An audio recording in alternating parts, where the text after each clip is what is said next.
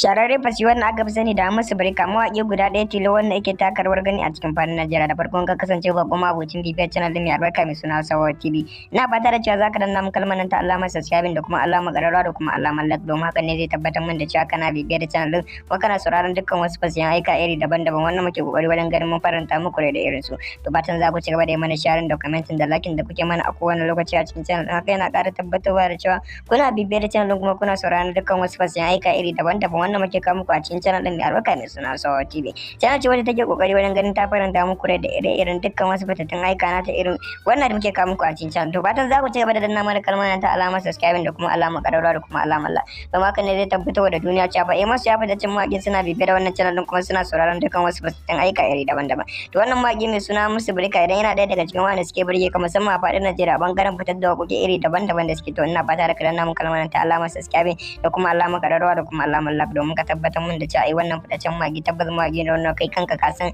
ina matukar kokari kuma yana taka rawar gani musamman a bangaren fitar da waƙoƙin shi iri daban-daban da yake muna ƙara muku godiya wajen kasancewa da mu a da ku kai a cikin channel din muna fata ku kasance da mu a cikin wani sabon bidiyon kuma a cikin wannan channel din mai albarka mai suna Hausawa TV.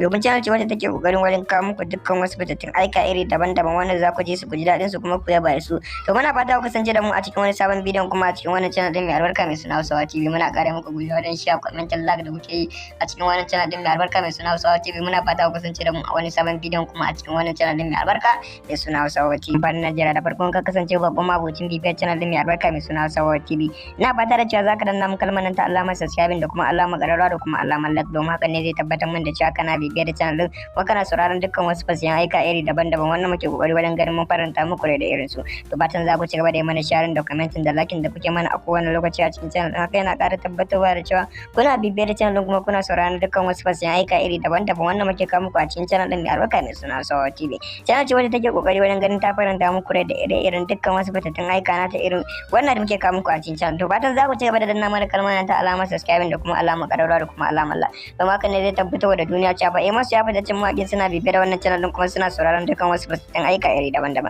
To wannan mawaƙi mai suna Hamisu Breaker idan yana ɗaya daga cikin wanda suke burge ka musamman a faɗin Najeriya bangaren fitar da waƙoƙi iri daban-daban da suke to ina fata da ka danna mun kalmar ta alamar subscribing da kuma alamar ƙararrawa da kuma alamar like domin ka tabbatar mun da cewa wannan fitaccen mawaƙi tabbas mawaƙi ne wannan kai kanka ka san ina matukar kokari kuma yana taka rawar gani musamman a bangaren fitar da waƙoƙin shi iri daban-daban da yake muna ƙara muku godiya wajen kasancewa da mu a da ku kai a cikin channel muna fata ku kasance da mu a cikin wani sabon bidiyon kuma a cikin wannan channel din mai albarka mai suna Hausawa TV.